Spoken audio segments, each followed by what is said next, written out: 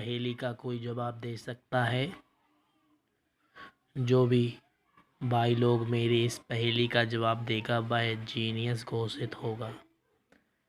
जैसा कि आप देख सकते हैं कि इस पहेली में एक्स का मान पूछा गया है। लेफ्ट साइड में हमारे लिए एक पहेली पूछी गई है।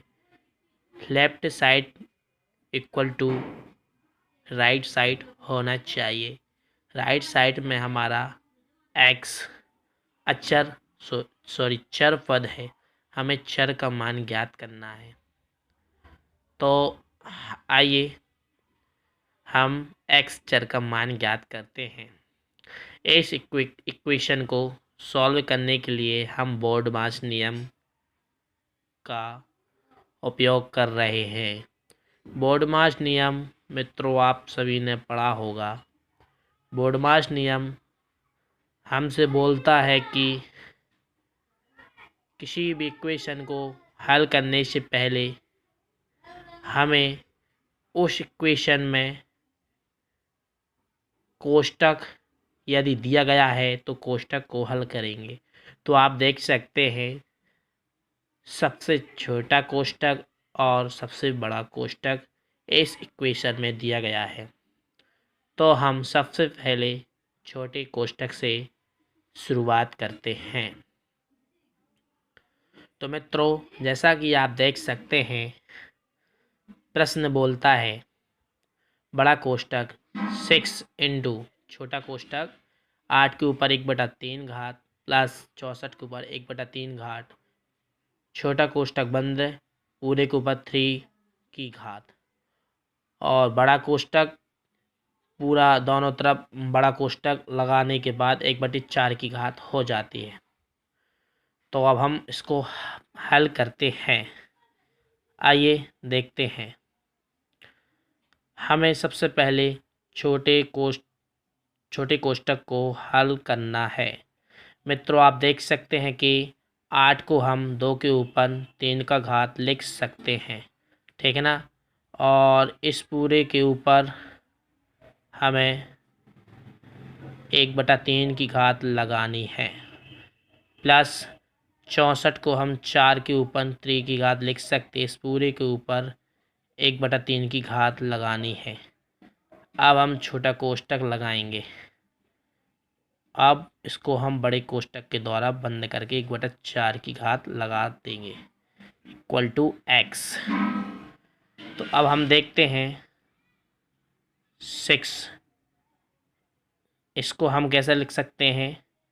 घात जो है अंश और हर में है तो इस घात को भी हम अंश हर में बनाने के लिए बटे में 1 लिख देते हैं। अंश का गुणा अंश में करेंगे, हर का गुणा हर में करेंगे।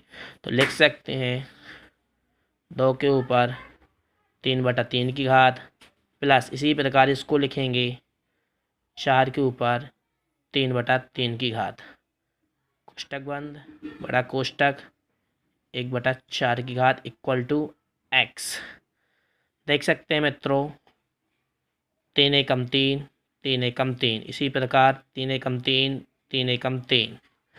तो हमारा बचेगा 6 2 के ऊपर 1 की घात प्लस 4 के ऊपर 1 की घात छोटा कोष्टक बंद 1/4 इक्वल टू एक्स।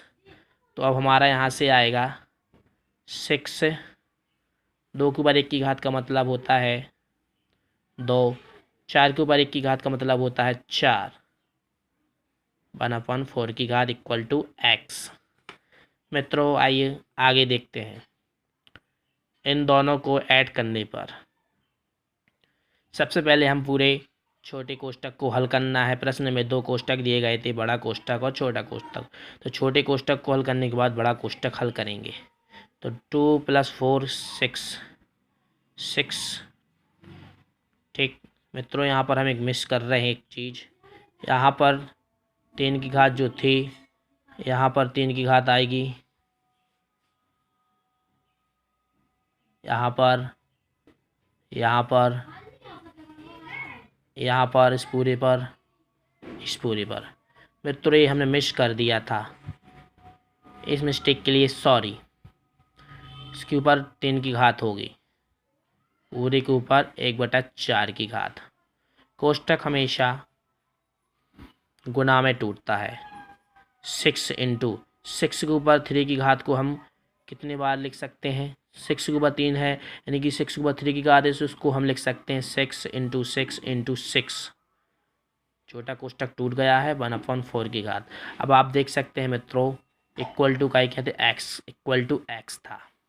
तो आप देख सकते हैं मित्रों कि हमारे पास 6 4 हो गए हैं, 4 6 हो गए हैं, तो इसलिए हम लिख सकते हैं 6 के ऊपर 4 की घात पूरे के ऊपर 1/4 की घात इक्वल टू 0। जिस प्रकार अभी हमने यहाँ पर हल किया था, अंश और हर था, अंश और हर में बनाया था, अंश का गुणा अंश में, हर का गुणा हर में किया था। इसी प्रकार अब अंश और हर है तो इसके नीचे भी हम एक मानेंगे, अंश का गुणा अंश में करेंगे, हर का गुणा हर में करेंगे। तो 6 4 एकम 4, 4 एकम 4 इक्वल टू एक्स। 4 से 4 कैंसिल होगा, 6 को ऊपर 1 की घात इक्वल टू एक्स। एक्स का आंसर हमारे लिए प्राप्त होगा 6। मित्रों, इस पहेली का हमारा सही आंसर 6 आएगा। मित्रों, मुझसे जुड़ने के लिए मेरे चैनल चक्रवर्ती माट्रिक को ज़्यादा से ज़्यादा सब्सक्राइब करें और मेरे और बेल आइकन को दबाना ना भूलें। धन्यवाद मित्रों।